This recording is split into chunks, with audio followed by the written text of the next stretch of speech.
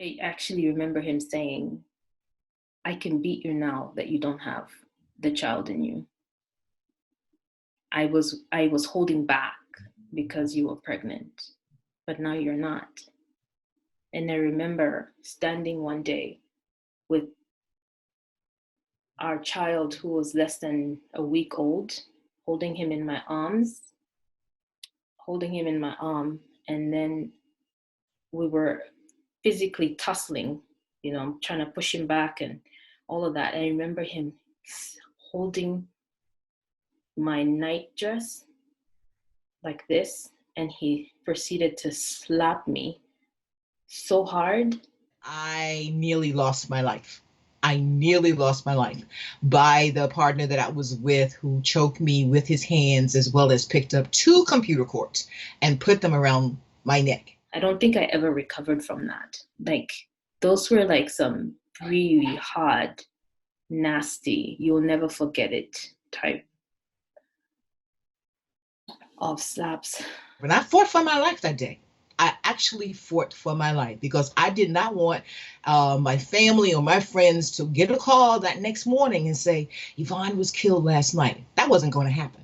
That just was not going to happen. I called my sister and I said, I can't stay here anymore. He's either going to kill me or I'm going to end up killing him. So I grabbed all my most important documents, my baby's clothes and diapers, and that's how I left. In situations of crisis, it tends to escalate domestic violence, in particular in this situation. What really concerns me is the idea of being quarantined and being in a space with a partner that is abusive. I just couldn't imagine a woman who's been assaulted or offended, who's in or isolated with someone. Some of them might be having the time of their life with this, just making their partners look as crazy as possible. I would have been trying to survive the best way that I knew how, which was don't ruffle any feathers. There would have been no way to even talk to my friend now if she would call and say, hey, how are you really doing? I wouldn't have had moments to myself going to the next room and cry in the way that I needed to cry. What I think of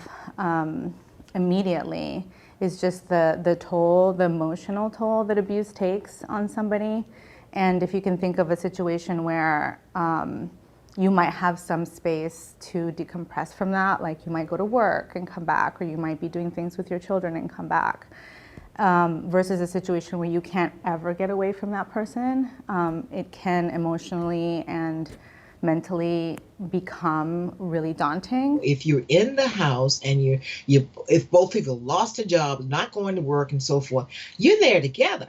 So it's like, how is it going to react? What's going to come out? That additional stress of perhaps having economic instability, given the situation, could also escalate it. The lack of financial stability, I know, would have really made things really worse. Like, the person, my abuser, would have turned it on me to say, why aren't you doing something about this? It's your fault that we're in this situation. You really do have to protect yourself. Do what you can to keep yourself safe. If that means the abuser likes the house clean, clean the house. Don't feel like anyone's going to judge you for doing what you had to do to survive. Right now, get all your documents together.